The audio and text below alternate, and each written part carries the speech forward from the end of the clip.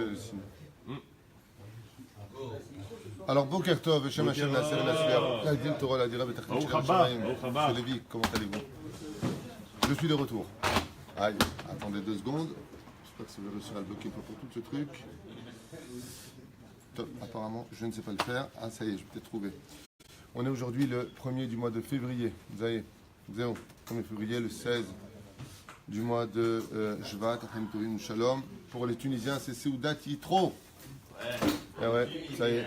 Pour les Tunisiens, Seudat Yitro. On a déjà fait plusieurs cours sur la Seudat Yitro. Ceux qui veulent savoir ce que c'est, ils n'auront qu'à regarder les cours sur le site Torah Moshe ou Rav Twitou sur Facebook, sur Torah Chaim ou sur YouTube. Voilà, comme ça, Bezrat Hashem, vous aurez les renseignements qu'il vous faut. Bezrat Hashem. Et nous, Nishmat Simcha Bat Mazal. روح هشام دنا حلم بخليكس بن استر روح هشام دنا حلم بن عيدن كل عام يسخال حلم تولم شنو وفاش لما حلم ميرا بورتو لما يسخال بخلالام ات مورتي הקדושה בתורה בחן חיה בת מרים שרה טליה בת אפרת מרים דוד חיים בן נועה יפה בת שמש ג'ואנה שנייה אחת בבקשה fini. On remerciera aussi par cette occasion The Upside Pan qui a pris le collège pour la journée. Je rappelle que vous pouvez acheter un shiur pour soutenir la Torah ici, 120 € le cours qui sera dédié pour la personne que vous désirez. Aussi une grande refoua shlema pour Rivka Chaya Bat Mone Suzanne. Bezrat Hashem, Kakadou Baruch Hu lui envoie une grande refoua shlema. Une grande atzacha pour Binyamin Ganem. Hashem Shmurah Hayim Rahim Tovim Shalom Hu Vishto Bechol Hashem Bracha Revacham Seadav. וזהו זה עד כאן לשוננו היום. בת שבע בת ספיר. Qu'est-ce que tu dis? בת שבע בת ספיר. ודאי, בת שבע בת שפיר. Hashem Yishmor Haya, Amen ve Amen. Tov. On est déjà jeudi, comme on l'a dit tout à l'heure, on étudiera un mamar sur la paracha de la semaine. Rachel Bat Miriam. Rachel Bat Miriam. Tinok Ben Rachel. Tinok Ben Rachel. Et notre ami Meir Ben Mesaouda. Meir Ben Mesaouda. Soufan Hashem Yishmor Hayou. Voilà, Kolam Israël. Bezrat Hashem, que ce shiur soit dédié pour tout Israël.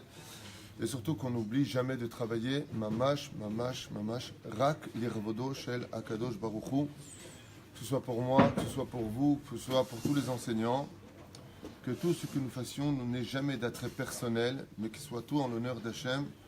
Et je ne dis pas ça pour rien. Aval quoi qu'il advienne, quelques mots sur la paracha de Yitro. Alors on est dans Yitro, vous savez que Yitro est un personnage qui demande réflexion, parce que si le monde a été créé pour la Torah, comme le dit Rachid d'ailleurs à propos du Yom HaShishi. Pourquoi? Parce que le monde a été créé pour que Israël étudie la Torah, comme le rappelle le Baal HaTurim dans son commentaire sur Bereshit, et d'autres références qui n'en finissent pas. Pourquoi Dafka sur Yitro? Yitro était un prêtre d'Avodah Zarah, vous le savez.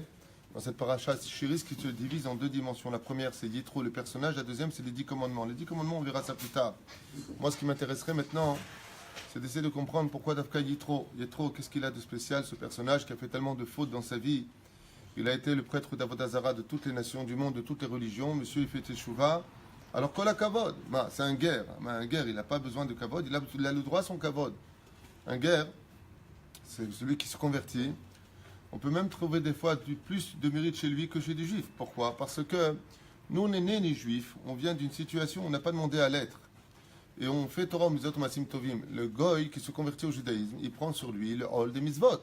Ça veut dire qu'il aurait le choix de respecter cette loi noachide, uniquement cette loi, et de s'en tenir à cela. Et il a Olam Haba, et il a le Gan Eden, comme tout le monde. Ah, c'est pourquoi Dafka venir et prendre une dimension chez Yitro, Chaot Rabbi, parce qu'il a entendu. Alors Rachid, le Baal et Tosafot, ici le Baal HaTurim, la Gemara elle-même, il dit qu'est-ce qu'il a entendu Yitro? La Torah elle te dit qu'est-ce qu'il a entendu? Il a entendu quoi? Tout ce que Dieu il a fait à Moshe à Israël, qu'il l'a fait sortir du pays d'Égypte. Non, il y en a qui disent non, il a entendu Kiryat Yamsouf, vous savez, on en a souvent parlé, c'est pas la peine de revenir dessus. Il a entendu même Paradouma, il a entendu qu'ils sont sortis d'Égypte, il a entendu Azma. Alors parce qu'il y en a qui entendent, alors ils ont le droit d'avoir une paracha, alors non. C'est bizarre, il y a quelque chose qui apparemment va plus loin que ça. Parce que la paracha, c'est pas Vaishma Yitro. La paracha, c'est Yitro. C'est-à-dire que dans le titre lui-même de cette paracha, dans les commentaires, on veut nous faire comprendre, parce qu'il a entendu, alors il a eu l'oreille qui a été capable d'entendre, de recevoir et d'accepter, face à d'autres personnes qui, dans le pshat, ils entendent, ils ont vu la main d'Hachem. Ils voient tout ça, mais ils restent dans la mauvaise foi. Alors, parce que quelqu'un n'est pas dans la mauvaise foi, il mérite une paracha à son nom. Alors, dans ce cas-là, fait le marquer paracha Vaishma.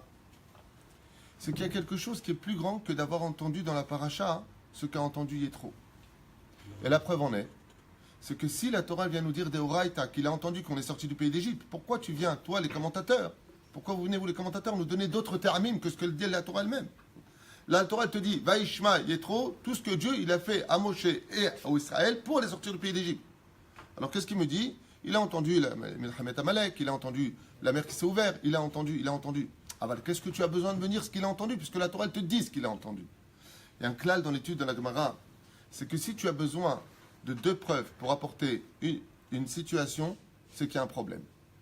C'est-à-dire que quand tu lis dans la Gemara, par exemple, un Amoré te dit, ou un Tana, voilà ça, et qu'il n'y a pas de suivi, c'est que c'est sûr et certain que c'est ça. Mais si, par exemple, il dit, je t'apporte 2 preuves, 2 versets qui disent la même chose, si tu as besoin d'apporter 2 preuves, c'est un klal de l'étude, c'est qu'il y a un problème. Ça veut dire d'archénie, tu peux me contredire. Donc ici, si on voit dans la paracha qu'il y a une guerre un petit peu idéologique sur qu'est-ce qu'a entendu Yétro, c'est qu'il y a un problème avec cette façon de dire Vaishma. Et la Torah vient de répondre, paracha, Yétro, pas Vaishma Yétro. Ça veut dire Yeshpo Mashou Ma'anien. Ça veut dire qu'il y a quelque chose de plus grand que ce qu'a entendu Yétro. Il y a le personnage lui-même. C'est ce que je voudrais faire avec vous aujourd'hui, brièvement. Il y a le personnage Yitro. Alors, Mi ou Yitro? Rashi te dit, il a plusieurs noms, il s'appelle comme ça, la Gemara elle rapporte ça dans Sota aussi, non? Azma. Mi Yitro, Ma'anien. Vous savez que le Sefer Ilkut Moshe rapporte Ani Chotencha Yitro. On a parlé dans plusieurs cours, mais c'est pas grave, juste pour parler du personnage avant de me lancer dans le chiot. Il dit Ani Chotencha Yitro, Reshitivot, Ani Chotencha Yitro, Reshitivot, Aleph Chet Yud. Achi. C'est-à-dire, qui Yitro? Il est autre que le frère de Moshe Rabbeinu. Ani Chotencha Yitro. Je suis ton frère. Yitro était la réincarnation de Caïn. Evel s'est réincarné en Moshe. C'est là. Là qui explique comme ça, Ani Chotencha Yitro. Choten veut dire en hébreu, Chatuna, Chatun, ça veut dire se lier d'amitié, faire un nœud. C'est-à-dire, je me lie à toi. Ou Fren, parce que Yitro, c'est le Gilgul de Caïn, alors il mérite une paracha en son nom. Yesh Beze Bemaladoun. Il y a de quoi dire sur ça. Et maintenant, il y a de quoi dire sur ça. Pourquoi? Parce que Yitro, c'est le seul personnage avec Shmuel Hanavi qui ont réussi à relever l'âme de Caïn de la Sitra Hara à la Sitra d'Ekdusha. C'est 2 Gilgulim. C'est pour ça que Yitro a une paracha à son nom. Et comment s'appelle le livre du roi David? Shmuel. Le livre où le roi David apparaît sur 1 tome et 2 tomes, c'est Shmuel Hanavi. Pourquoi? Eh bien parce que si David est la réincarnation de Adam Arishon et qu'il a relevé cette étoffe, il ne faut pas oublier que ça se trouvera dans le livre de Shmuel. C'est bizarre. Tu aurais dû me faire à la limite Shmuel un petit livre jusqu'à Vatit Palel Chana. Bon, est-ce qu'il a fait un petit peu? Il a nommé le roi David. Ça s'arrête au milieu après quelques chapitres. Après, ça parle que du roi David. À la limite. Non, même dans Melachim. Mais Davka, tu retrouveras le roi David dans Melachim. Mais tu as raison de le dire. Mais pourquoi Davka? On voit que quand les forces du mal font une teshuva qui est si forte, eh bien, les Shmuel, 2 livres de Shmuel dans lesquels on ne parle pas spécialement de Shmuel. On parle de Shmuel pendant quelques chapitres jusqu'au moment où il va nommer le roi David. Il s'éteindra à l'âge de 52 ans, mais goodbye. Après ça, c'est tout. Il n'y a plus de Shmuel. Et pourtant, ça continue dans le 2e livre, où là-bas, il n'y a plus du tout de Shmuel. On retrouvera Eviatar, on retrouvera Nathan, on retrouvera d'autres prophètes. Mais ça reste le livre de Shmuel. Alors, c'est vraiment de voir qui est ce personnage. Pourquoi Hachem met Nathan Torato al Yitro? C'est ce que j'ai étudié hier soir en vacances, parce que même quand on part en vacances, il faut étudier. Baruch Hachem, c'est ce que je voudrais vous partager. Vous faire partager, on dit. Vaishma Yitro Kohen Midian. Ici, on parle d'un personnage qui est Kohen Midian. Alors, Yesh Po Lachon Kitrug. Celui qui se fait étudier la Torah ici, il dit tant mort, je ne comprends pas une chose. On a un klal, une généralité. Quand quelqu'un fait teshuva, quelle est la dernière des choses qu'on a le droit de faire? De rappeler ce qu'il a fait comme Averot. Donc, Vaishma Yitro Kohen Midian. Oh! Il n'a pas fait encore tchouva peut-être. Il a fait tchouva. Non, peut-être juste là. Shmat Klemi, il a fait tchouva, gagne du temps avec Là, nous. c'est tellement du Kiddush Hashem que là, ça mérite d'être souligné. C'est intéressant ce que tu viens de dire. Il dit que c'est tellement du Kiddush Hashem que ça mériterait d'être souligné. Tu sais qui c'est celui-là? Il a raison dans ce qu'il dit. Pourquoi? Parce que la paracha a été mise au nom de Yétro selon une autre explication. Tu m'emmènes vers d'autres horizons. Mais c'est important ce que tu viens de dire. Très souvent, les gens ils disent j'ai tellement fait de mal dans ma vie que la tchouva n'est pas possible. On lui dit, va voir sur qui Dieu il a donné la Torah, les 10 commandements. Yitro. Et comment c'est marqué Cohen Midian. Est-ce que tu as fait plus de mal que Cohen Midian? Vous savez qui était Yitro? C'était le prêtre de toute la Avodazara, ça veut dire de la molaire. Il a sacrifié des enfants, il a tué des milliers de personnes, il a fait verser le sang, il a pris des femmes mariées, il a fait du mal. Donc on dit Cohen Midian. N'oublie pas un instant qu'on parle de quelqu'un qu'il a fait Teshuvah et Dieu lui donne la Torah à lui. Ça veut dire qu'il y a Moussar Eskel, que si une personne dit j'ai trop fait de mal dans ma vie, vient il dit t'inquiète pas, pire que moi il n'y avait pas, regarde ce que j'ai fait comme Teshuvah, Dieu lui a mis la Torah, sa Torah à mon nom. Ça veut dire rien ne tient devant la Teshuvah. Donc yesh bezeh mashou mashta omer. Il y a quelque chose de plus grand qui se cache derrière tout ça. Une parenthèse très importante. Regardez bien les versets de la Torah. Vaishma Yitro Kohen Midian Choten Moshe. Rashi, contrairement à d'autres versets, nous dit que Yitro, le non-juif, dans cette paracha pour l'instant, vient et lui dit je viens vers toi parce que je suis le beau-père de mon gendre. Ça veut dire que Yitro est le beau-père de Moshe. Rashi intervient et dit oui tout de suite. Pourquoi? Il veut avoir le titre d'être celui qui... Je suis le beau-père de Moshe Rabbeinu, qui est Shakoul, dit Rashi, contre les 600 000 âmes du peuple d'Israël. Donc je viens avec un titre honorifique.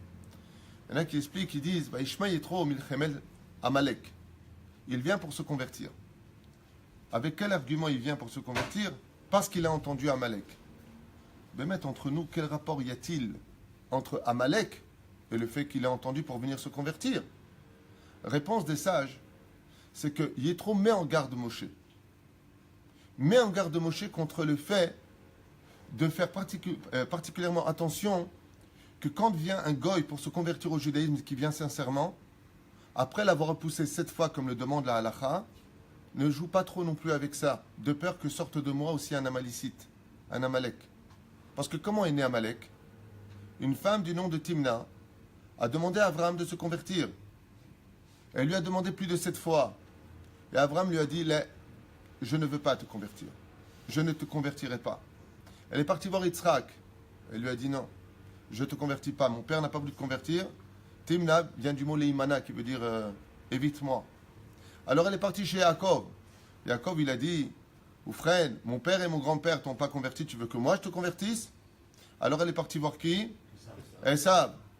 Esav, il a joué le tzaddik sur l'histoire. Qu'est-ce qu'il a fait? Esav, il a dit non, mon père et mes aïeux n'ont pas voulu te convertir. Raotrabi, il a joué le saint, celui-là. Je te convertis pas. Alors elle, qu'est-ce qu'elle a fait? Elle s'est mariée en attendant. Elle a dit, je vais avoir des enfants. Et elle est partie voir Eliphaz, le fils de Esav. Et comme elle était très jolie, malgré son âge avancé, elle s'est donnée à lui, elle est tombée enceinte d'un garçon qu'elle va appeler Amalek. Il lui dit, trop, j'ai entendu Amalek. Maintenant que j'ai entendu Amalek, j'ai des raisons pour toi, Moshe Rabbeinu, de me recevoir, même si j'étais le pire des prêtres de l'histoire, le Kohen Gadol, le pape, si tu veux, de toute la Vodazara. C'est que, étant donné que maintenant, regardez, vous sortez du pays d'Égypte, qui c'est qui vous attaque? C'est Amalek. Si vous aviez converti Timna, son fils n'aurait pas été un ennemi du peuple d'Israël. Mais étant donné que maintenant vous ne l'avez pas converti, qui est né de ça? Amalek qui vous attaque. Alors il a entendu Amalek, il a dit maintenant c'est l'occasion pour moi de dire à Moshe Rabbeinu, ne me refuse pas, même si j'ai été le pire des rachats de l'histoire. C'est-à-dire, mais ça ne te répond toujours pas qui est ce personnage Yitro. Ça c'est l'argument de la conversion de Yitro. Alors écoutez bien, Takshivou et Tev, parce que ce qu'on va étudier maintenant, Bémet, concerne au summum du summum notre génération. Puisque le Satan, de toutes les mitzvot que nous faisons de la Torah, s'en prend justement au titre de Yitro, plus que toutes les autres avérotes. Toutes. De tout temps, le Yetzer Hara, il s'en est pris à l'amour de l'argent, la vodazara du culte du sexe, ou de la vodazara du culte de ce que vous voulez, de sexualité, Ken. Aval, dans cette génération-là, étant donné que nous allons retourner au Har Sinaï, c'est-à-dire reprendre la Torah du Melech HaMashiach très très prochainement, où notre Torah va être expliquée de façon et dans des dimensions différentes, nous retournons un petit peu dans la dimension de Yitro. Dans le texte de la Torah, voilà ce que nous y lisons. Vaishma Yitro Kohen Midian. A entendu Yitro, le prêtre de Midian, Choten Moshe, le beau-père de Moshe Rabbeinu. Et Asher Asa Elokim le Moshe ou l'Israël Amo, de ce que Hachem a fait à Moshe et à Israël, son peuple. Ici, on parle de notion générale. Il n'y a pas de notion individuelle. Ki otzi Hachem et Israël mi Mitzrayim, car il a sorti Israël de l'Égypte. Chose qui paraissait impensable et impossible. Impossible, tachles, à cause des démons qui formaient des barrières autour de l'Égypte. Écoutez bien maintenant. Vaikar Yitro Choten Moshe. Et Moshe a pris avec, Yitro a pris avec lui le beau-père de Moshe. Pourquoi est-ce qu'il insiste? Pourquoi est-ce qu'il insiste? Arrête, c'est marqué juste avant qu'il est le Choten de Moshe. Mais il avait marqué qu'il était Cohen Midian aussi, à ce moment-là. Donc est-ce que la Torah ne vient pas dire comment ça fait qu'il a fait Tchouva en gardant que le titre Choten Moshe, qui est, on va dire, le plus positif des deux? Fait Meod. Imken, si tu avais raison, on aurait lu Parashat Choten Yitro. N'oublie pas un détail, le titre vient nous donner l'explication de ce qu'il faut étudier. Yitro, c'est la paracha de Yitro, c'est pas la paracha de Moshe, bizarrement. Et c'est pas la paracha de Yitro, le Choten de Moshe. Il y a des messages qui sont à prendre d'ici, mais ce n'est pas le titre. Et Tzipora échec Moshe. Et il prend Tzipora, la femme de Moshe. Parle sa fille. Oh, il a fait Meod, excellente réflexion de Michael. Qu'est-ce qu'on aurait dû dire normalement? Il prendra Tzipora, sa fille. Non. Il prend Tzipora, la femme de Moshe.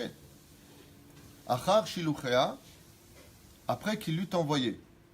Mais ça, on sait très bien qu'il l'a envoyé. Alors pourquoi la Torah nous dit ici Asher Shiluchea? Parce qu'il l'a renvoyé. Ça veut dire qu'il lui a donné le guet. Pourquoi est-ce qu'il lui a donné le guet? Rashi nous dit pourquoi. Si je me tourne vers Rashi, il dit Vaikach Moshe et Ishto ve'et banav. Rashi nous dit, Moshe, quand il est parti de Midian, il a pris sa femme et ses enfants. Aaron ikrato, il a rencontré Aaron qui venait vers Moshe en sortant d'Égypte, Ve'ara Elokim, sur la montagne de Dieu, le Har Sinai. Amarlo mi em alalou. Amarlo, il leur a dit, qui sont-ils eux, en parlant de Tzipora et des deux enfants. Amarlo, Zoi ishti shenasati beminyan, ve'elu banai. Voici ma femme et voici mes deux enfants que j'ai épousés à Midian. Donc sa femme qu'il a épousée à Midian et ses deux enfants. Ve'amarlo, et où est-ce que tu les emmènes, dit Rashi. Amarlo les Mitzraïm, je les emmène en Égypte. Amarlo, il lui a répondu, Alko la Rishonim, Anu Mitztarim, Ve'ata ba leosif alehem. Sur les premiers déjà qui sont en Égypte, nous sommes détruits, nous sommes déjà en esclavage, et toi tu veux les rentrer dans cette douleur-là. Qu'est-ce que lui reproche à Aaron? À Moshe Rabbeinu? Pourquoi tu les ramènes en Égypte? Pourquoi tu vas emmener ta famille en Égypte? Ça veut dire que nous, maintenant, on va tous sortir et il y a une souffrance, des hurlements en Égypte. Ouais. Et toi, tu veux que eux, ils subissent cela. Amarla lech il est betavir, natlash nebanea ve'alchala. Il a pris ses deux enfants, Tzipora, et il est retourné dans la maison de son père. C'est-à-dire, comme ça, on comprend un petit peu l'histoire. Ve'etchene banea, ashershem ha'echad gershom, ki amar ger ha'iti beretz nochriya. Et là, une fois de plus, il nous rappelle quelque chose qu'on a déjà lu précédemment. C'est-à-dire que voici le nom des deux enfants qu'il avait. Gershom, parce que j'ai été un étranger sur une terre étrangère. Veshem Echad Eliezer. Et l'autre nom, car chacun est unique. Veshem Echad, au lieu de Veshem Hasheni. Qui est Eloé Avi Be'ezri, car le Dieu de mes pères, de mon père, Be'ezri Med. Ve'atzileni Mecherev Paro. Parce qu'il m'a sauvé de l'épée de Pharaon. C'est-à-dire, donc il a appelé ces deux noms d'enfants au nom de deux situation dans laquelle Moshe Rabbeinu s'est trouvé. Et une fois de plus, on continue dans la Torah. Vayavu Yitro Choten Moshe Ubana ve'ishto. Aïwa, Otpam. Je répète la phrase. Vayavu Yitro Choten Moshe. Et bien maintenant, on est dans le verset He. Ça veut dire maintenant 5 versets qu'on nous bassine avec la notion de Yitro Choten Moshe, la femme de Moshe, les enfants de Moshe, la famille. Yitro Choten Moshe, Bobanav, Otpam, Veishto Shel Moshe. Il ramène qui maintenant? Exactement. Veishto El Moshe, El Amidbar, vers le désert, Asheru Chonesham, Ara Elokim, dans le désert où il se tient, au pied de la montagne du Sinaï. Le Mer El Moshe, Ani Chotencha Yitro. Là où il y a un problème, où il y a un problème avec de l'humour, je dirais qu'ils ne savaient pas quoi écrire dans la Torah. Ils ont dit, bon, on a du blanc, on va réécrire la même chose. Même Hacher, il rigole parce qu'il y a de quoi rire. C'est-à-dire, une fois qu'il arrive là-bas, bien Hacher, qu'est-ce qu'il lui dit? Je t'en supplie, il arrive, il lui dit, Ali Chotencha, il est trop. On est dans le 6e verset. Je sais pas si vous comprenez. On a envie de rire. Quand tu lis la Torah, tu as envie de rire. Tu dis, c'est pas possible. Omer El Moshe, Ali Chotencha, il est trop. Quand je dis rire, Perouche Adavar, ça fait pas rire, mais il faut comprendre la finesse de l'étude. Qu'est-ce qu'il veut maintenant Yitro? De légitimer sa relation à Moshe. Ça y est, c'est fait. C'est fait. C'est pas fait, c'est fait, refait, refait. Et quand il arrive devant lui, on s'attend à ce qu'il lui dise maintenant Ani Gortzelit Gayer, ou Ani Geebecha, je suis fier de toi, ou Ani Loïdea, trouve-moi quelque chose. Il connaissait sa relation avec les Tunisiens, il répète plusieurs fois. Ah, il connaissait donc sa relation avec les Tunisiens, donc il se répète, comme les Tunisiens. Il a fait, c'est pas mal. Je donnerai pas ton nom à cher. Vayomer el Moshe, Ani Chotencha Yitro. Aïe, Allah. Allez, il vient lui dire, je suis ton beau-père Yitro. Voilà. Il aurait pu lui dire, d'ailleurs on voit qu'il lui fait kavod, parce qu'il lui dit, non, Ani Chamicha, je suis ton beau-père. Mais il dit Ani Chotencha, le mot Choten vient du mot Chatan, Chotno, donc il fait allusion à Moshe en lui disant quel mérite jette que toi tu sois mon gendre. Dans l'hébreu, c'est en réalité, tu es celui dont tu es le gendre. C'est-à-dire, il ne se met pas lui en avant, il est humble, il est trop ici. Il dit comme ça, quand on travaille trop, Ba elecha, je viens. Et là, vous n'allez pas me croire, regardez la suite. C'est pour ça que je vous dis que ça demande réflexion. Ba elecha veishtecha, avec ta femme. Ushne banea ima, et ses deux fils avec elle. On continue, encore un petit peu, après on donne toutes les explications à ce balagan, qui demande réflexion, et vous allez comprendre pourquoi la paracha est au nom. La paracha, je dirais même sur lequel tout le monde, puisque vous savez qu'il y a des minagim, que le Rav Ovadia a demandé d'allumer, c'est de se lever pendant les 10 commandements. On est dans la paracha du Yitro. Dieu met la paracha des 10 commandements sur Yitro. Donc qu'est-ce qu'a attrapé Yitro? Yitro lui-même, vous allez l'entendre. Voyez, c'est Moshe Likrat. Maintenant, qui sort? Moshe. Chotno, Vaishtahu, Vaishaklo. Il se prosterne et il l'embrasse. Vaishalu et ish el reu. Donc chacun embrasse l'autre et pose la question à l'autre. Les shalom, comment vas-tu? Ma koré, ma itra, ma inyanim. Voilà, et il l'emmène dans sa tente. Il s'appelle Moshe les Chotno. D'un coup, Moshe parle, mais normalement, à qui on aurait dû lire? Il est trop. Il s'appelle Moshe. Maintenant, il lui dit raconte-moi un peu comment ça s'est passé en Égypte. Il s'appelle Moshe les Yitro, c'est parachat Yitro. Mais Moshe, il commence à faire une teshuva quelque part. Il dit il s'appelle les Chotno. Il ne voit plus Yitro, mais lui-même voit son beau-père. Et Asher Asa et Hashem les Pharaons au Mitzraïm, à l'odot Israël Asher Atala, Hashem et Tzatam Vaderev Atzilem Hashem. Donc il leur a raconté tout le miracle que Dieu il a fait en Égypte, comment ils sont sortis et comment Dieu les a sauvés. Voyichad Yitro a eu peur. Al Kol Atova Asher Asa, Hashem et Israël Asher Etzilu Miyad Mitzraïm. Et Yitro se remplit de gratitude vis-à-vis du Créateur du monde pour tout le bien qu'il a fait à Israël.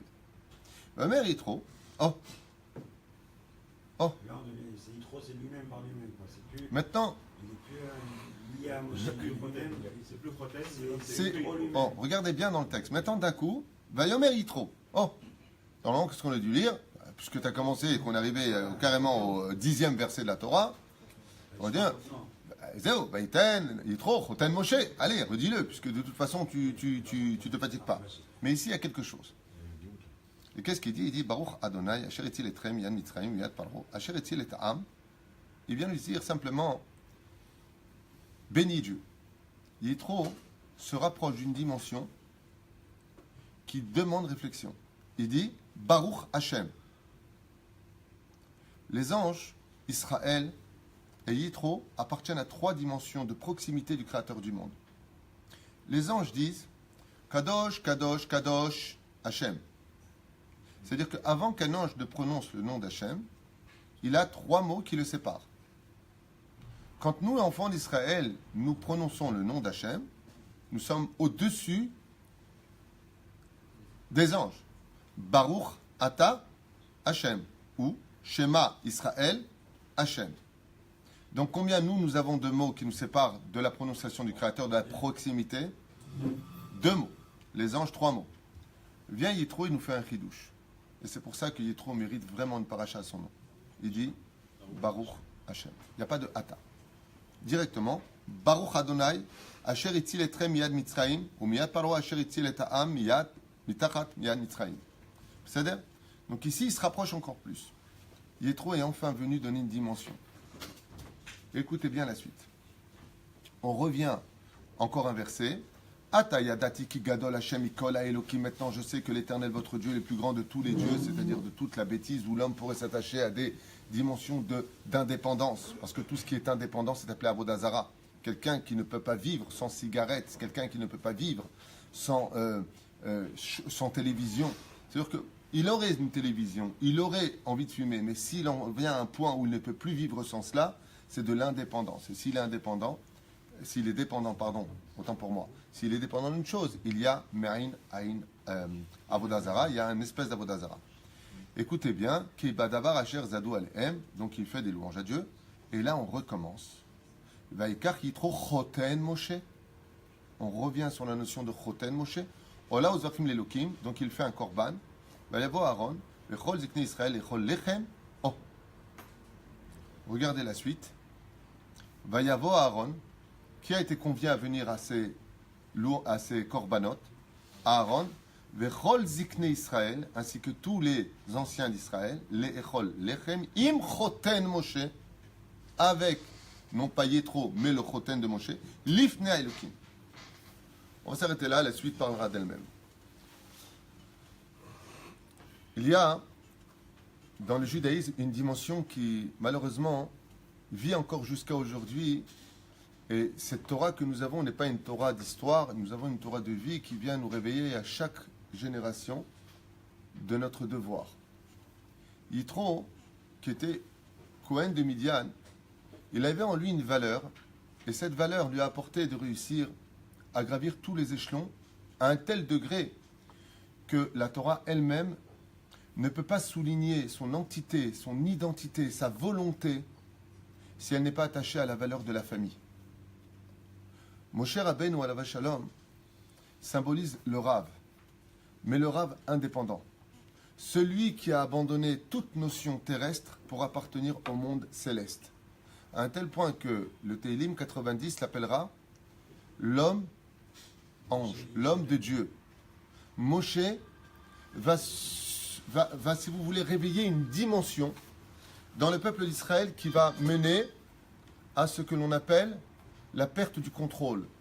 Par exemple, Moshe est près de Myriam et Aaron dans la paracha de Be'alotecha, et Aaron et Myriam parlent sur le statut de Moshe en tant que Rav d'Israël. Et de quoi est-ce qu'il parle? De son mariage.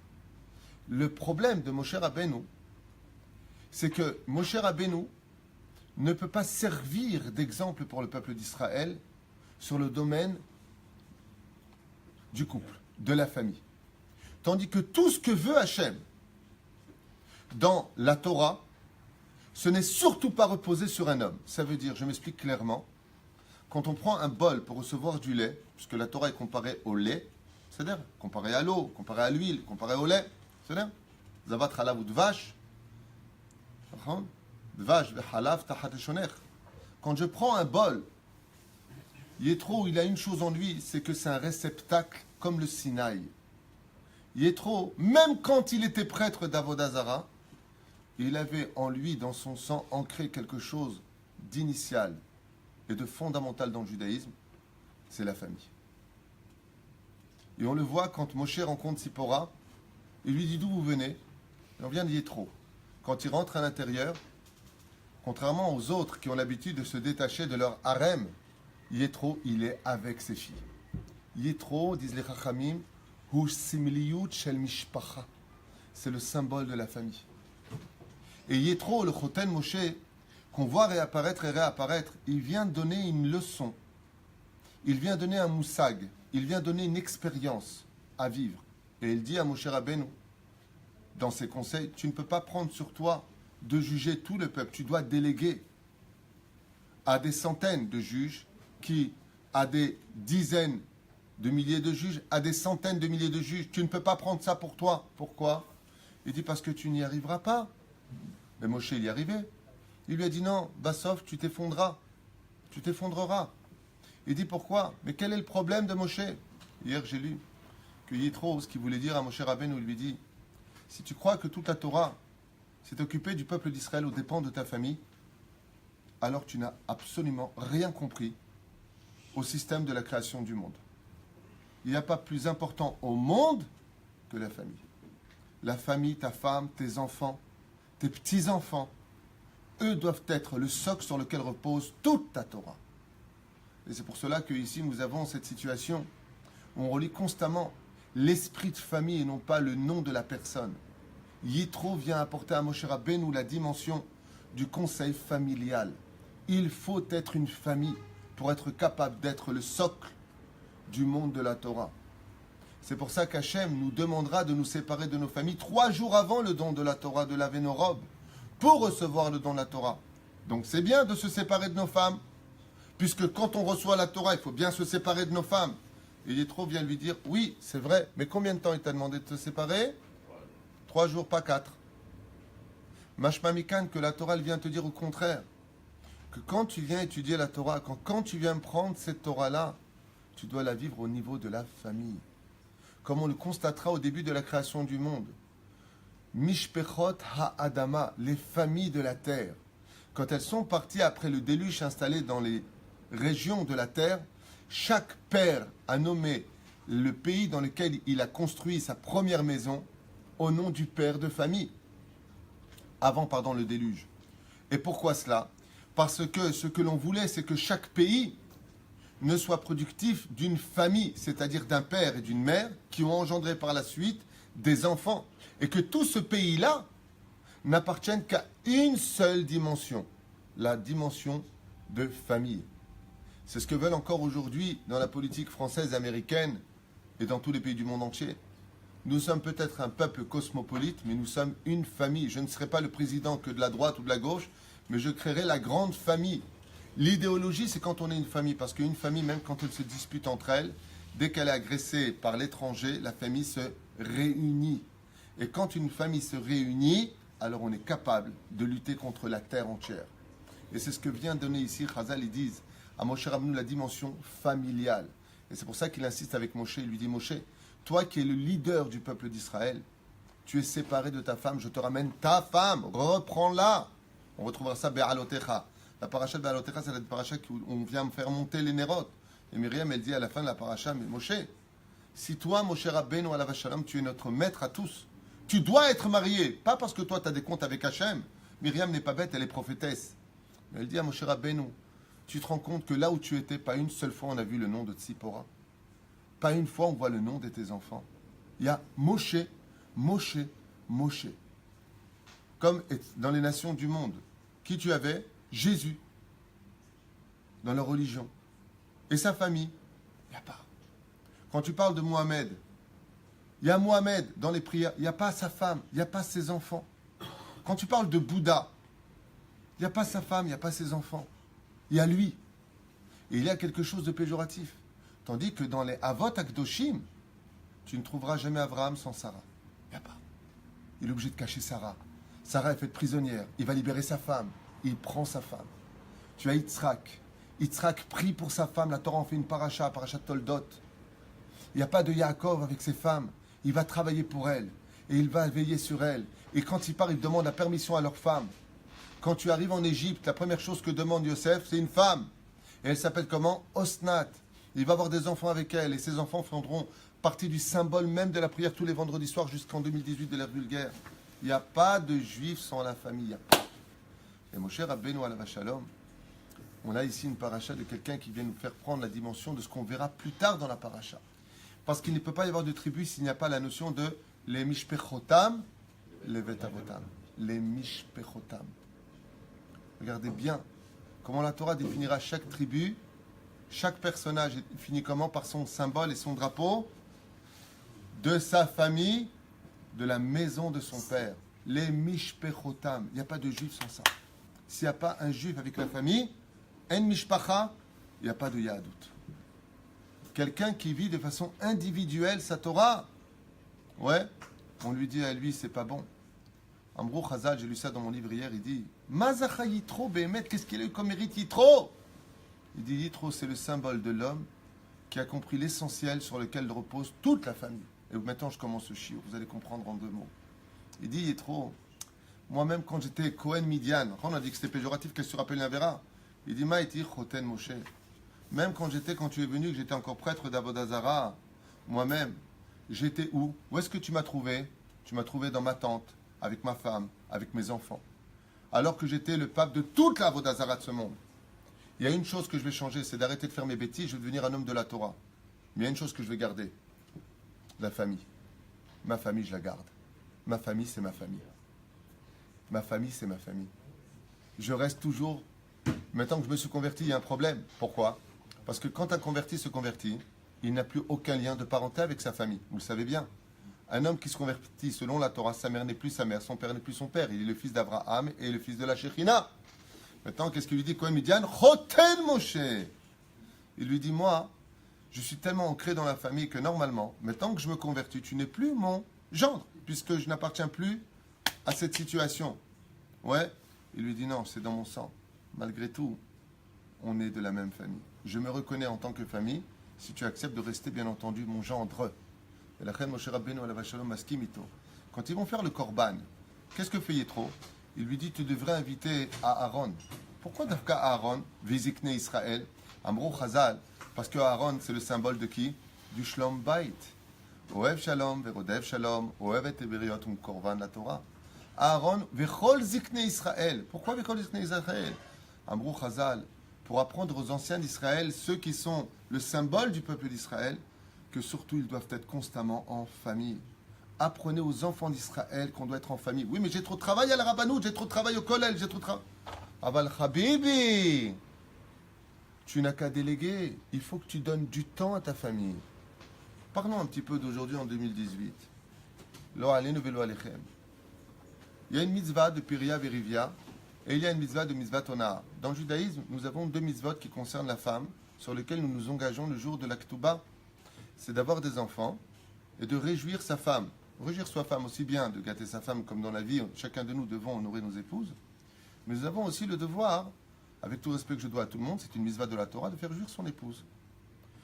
Le Rav Chaim Pirzan un jour m'appelle, qui est aujourd'hui Posek Halacha, et il me dit, on a de gros problèmes dans certaines familles. Qu'est-ce que tu me conseilles? Alors je lui dis, de quoi tu me parles? Il me dit, il y a des gens qui sont tellement en train d'étudier la Torah, que même quand c'est le soir du mikveh de leur femme, Amoskim Torah, ils sont comme Ben Azaï, ils étudient la Torah. Je lui ai répondu, Averak de la Be'adam, chez Misha Asuk Bamza, Pator Mina Mitzvah. Are Mitzvah Beito, c'est Mitzvah Beito, une Mitzvah en son temps, c'est une Mitzvah en son temps. Si tu quittes la Torah pour aller donner du plaisir à ton épouse, pour gâter ta femme, alors tu écoutes de la Torah chez Nehemar, dans la 17e Mishnah du premier chapitre de Masechet Avot, Lo Midrash Haïkar et la Maaseh. Le but, c'est pas d'étudier la Torah, c'est de vivre sa Torah. Ce qui fait que dans le premier cas de figure, le religieux qui, pratiquant sa Torah à un très haut degré, certes, ignore sa famille sur le symbole de la Torah, on lui dit, viens étudier Parashat Yitro. C'est-à-dire qu'il ne peut pas y avoir de famille sans cela.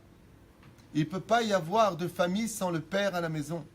Il ne peut pas y avoir de famille, sauf si bien entendu la femme le demande. C'est d'autres cas, comme je connais le Rav Ikoutiel de Jérusalem, quand il s'est marié avec sa femme, ils vivent à Hebron, et sa femme a dit à son mari, c'est ce qu'elle lui a dit, c'est ce que m'a raconté Rav, parce qu'il était toute la semaine à l'époque en yeshiva, et c'est un monsieur qui avait 54 ans, et il dormait avec nous à l'époque, quand j'étais Bachour Yeshiva, il dormait avec nous dans notre chambre à nous, la chambre 18, et j'étais étonné de voir un homme avec une barbe blanche comme ça, qui était si fort au Beth Midrash, étudier la Torah. Alors je suis parti le voir, je lui ai dit, mais vous êtes marié? Il m'a dit, Vadaï, Baruch Hashem, j'ai des enfants. Et je lui ai dit, alors pourquoi vous êtes là toute la semaine, vous faites jamais Shabbat avec nous?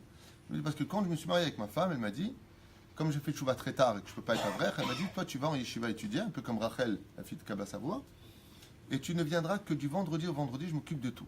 C'est sa volonté. Je lui ai dit, ah bon, ça veut dire que si maintenant vous voulez retourner chez vous à Kiryat Arba, elle m'a dit, mais elle ne m'ouvre pas la porte. Bon, c'est des cas d'exception, ok? C'est des cas d'exception. Je lui ai dit, Aval Zechasser? Il dit, non, ma femme a épousé comme ça, il me dit, Rav Koutiel, on dit comme ça, un homme merveilleux. D'ailleurs, si je me rappelle bien, il était converti. Mina Shamaim, je me rappelle, lui, il était converti. Et il m'a dit, ma femme, quand elle m'a épousé, c'est dans ces conditions-là. De Motzei Shabbat jusqu'à vendredi matin, je n'ai pas le droit de mettre les pieds à la maison, je dois étudier la Torah. C'est-à-dire, je lui ai demandé combien il avait d'enfants, il m'a dit 9. Je lui ai dit, Baruch Hashem, Kacha. C'est les conditions de sa femme. Abalki Karon, pourquoi je vous parle de ça? Parce que, malheureusement, aujourd'hui, vous savez que la Torah est le symbole de celui qui rapproche les cœurs. Normalement, la Torah, quand quelqu'un fait tchouva, la famille ne doit pas se disloquer. La famille doit se réunir. La famille doit se compléter. La famille doit exister ensemble. Et malheureusement, nous sommes dans un état de situation où, aujourd'hui, la femme fait teshuva et l'homme ne fait pas teshuva. Ou l'homme fait teshuva et la femme ne fait pas teshuva. Ou les parents font teshuva et les enfants ne font pas teshuva. Ou les enfants font teshuva. Ou les parents ne font pas teshuva. Qu'est-ce que ça provoque? Ça provoque tout simplement une explosion dans la famille, où chacun vit sa vie, où tu peux trouver le père qui étudie par exemple dans le salon la Torah, la fille qui est sur son iPod pendant Shabbat en train de jouer avec son appareil, des situations Hashem Yishmor V'Rachem où il y a des décalages, et ces décalages provoquent des croche-pieds sur le chemin du bonheur de la famille. Et c'est pour cela que cette paracha vient nous enseigner l'importance de l'élévation de la Torah. Je me souviens qu'une fois, un homme m'a dit « ça ne le fait pas avec ma femme, moi je viens à vos cours, ma femme ne vient pas à vos cours, elle n'écoute pas non plus vos cours. » Je parle d'un cas que j'ai connu ici, et il commence à y avoir un décalage entre nous. Je lui ai dit, c'est de ta faute. Il m'a dit, pourquoi? Je lui ai dit, est-ce que tu lui fais partager les cours? Est-ce que tu lui parles? Est-ce qu'elle a vu, dans ton judaïsme, de l'amélioration dans la Torah? Est-ce qu'elle a vu un homme plus patient? Est-ce qu'elle a vu un homme plus plaisant? Est-ce qu'elle a vu un homme plus propre dans ses midotes? Et là, il me regarde dans les yeux et me dit, je sais pas moi, je sais pas. C'est là qu'est tout le problème. Ça veut dire que si ta Torah, tu l'as fait briller au sein de ta famille, si ta Torah, dans son sens contraire, a fait de toi un flic à la maison, un critiqueur, qui ne voit que les défauts, une Torah de dictature, c'est évident qu'il y aura un palier qui n'ira pas. Et pourquoi? Parce que, comme il dit Yétro ici, tu veux qu'on fasse un korban, amène tout le monde. Mais amène tout le monde. Fais partager le kiff de ta Torah. Qu'est-ce qu'ils vont faire maintenant? Les chol lechem, ils vont manger. Ils vont faire une seouda, ils vont manger la viande du korban. Alors on va kiffer. Il dit, monsieur, il est parti kiffer sa Torah. Ou madame, elle est partie kiffer sa Torah, ses cours de Torah pour femmes et lui pour hommes. Mais est-ce qu'ils ont fait partager cette Torah-là à la famille? Est-ce que, grâce à cette Torah-là, les enfants, ils vont dire, je ne sais pas qui t'enseigne la Torah, mais ce qui est certain, c'est que depuis maintenant que tu étudies la Torah, tu es devenu vachement mieux. C'est-à-dire que s'il y a de l'amélioration, si grâce à cette Torah-là, il y a le titre des 10 commandements, comme la paracha de Yitro, où Yitro va quoi? Améliorer son histoire. On voit un homme qui sait travailler l'humilité. Il ne dit pas je suis Chamicha, je le mérite que toi tu sois. Quand un homme étudie la Torah et qu'il regarde sa femme qui ne le suit pas, Baruch Hashem d'avoir une femme comme toi, et qu'elle voit que son judaïsme il est sérieux. Quand une femme s'améliore dans sa conduite, elle va étudier la Torah, mais d'autre côté, elle fait du lachon hara sur les uns et les autres. Qu'est-ce qu'il lui va lui dire son mari? Mais c'est ça la Torah que tu apprends? Tu critiques mon frère, tu critiques ma mère, tu critiques le monde entier. C'est ça que la Torah t'apprend? Elle t'ouvre pas un peu de lumière dans les yeux? C'est ce qui vient apporter Yitro. C'est ce que j'ai étudié hier soir. Yitro vient apporter du chiyuvi. Ça veut dire quoi? Si tu étudies la Torah, je vous pose une question. Si tu étudies la Torah et que l'autre il n'étudie pas la Torah, qui a le droit à l'erreur? Tachles. Celui qui étudie pas. Celui. Qui a le droit à l'erreur? Quelqu'un étudie la Torah, quelqu'un n'étudie pas la Torah. Qui a le droit à l'erreur? Celui qui n'étudie pas. Donc qu'est-ce qui attend celui qui n'étudie pas la Torah? Que celui qui étudie. Lui n'est pas le droit à l'erreur. C'est pour ça que quand on est dans la Torah, tu fais un moindre truc, on se fait critiquer. C'est ça le religieux? C'est ça le... Et de l'autre côté, le religieux, qu'est-ce qu'il a à faire lui? Il dit, amène tous les Ekné Israël. Si dans la famille Bezrat Hashem, nous, le monde de la Torah, nous avions des femmes qui s'épanouissaient, des hommes qui s'épanouissaient. On parle de shalom avec nos enfants, on parle de respect, alors que les enfants sont spectateurs de disputes à la maison, de cris à la maison, d'insultes, voire de malédictions à la maison. Et des fois, même cela au nom de la Torah, où un homme, il dit à sa femme, devant les enfants, mais t'es qu'une goya, toi, de toute façon. T'as rien de juif. Faudrait vérifier qui est ta mère. Yétro, il vient et dit, oh, avant la Torah, il y a un derech eretz. Avant de lire le mot Anochi Hashem Elokechem, Anochi Hashem Elokecha dans le cas échéant, ouais, il y a d'abord Yitro. Pas Choten Moshe, pas Vaishma, il y a Yitro. Et Yitro, c'est l'homme de la famille. C'est l'homme qui a 7 noms. C'est l'homme qui sait se comporter avec chacun de telle façon à ce qu'il sera rapproché les autres. Et regardez ce que dit Srazal, c'est Pele Plaim. J'avais lu ça, je crois que c'était au nom du le Harla Pakadosh. Il donne un Moussag Eskel hors du commun. Il dit, pourquoi est-ce qu'on ne voit pas Yitro après cette paracha accompagner Moshe Rabbeinu? Arrête Yitro, il vient chez Moshe, il se convertit, il vient prendre la Torah. Imken Madoua et Neno Melave Oto. Pourquoi est-ce qu'il n'accompagne pas? Au sage d'expliquer que Yétro a dit non. Regardez bien la suite. Takshivu etev. Yétro, qu'est-ce qu'il dit à ce moment-là? Il dit, Moshe, je ne peux pas venir avec toi. Il faut que je retourne à Midian et dans tous les pays où j'ai été. Il dit, pourquoi? Il dit, maintenant que j'ai compris la Torah, est-ce que je vais laisser les autres dans l'ignorance?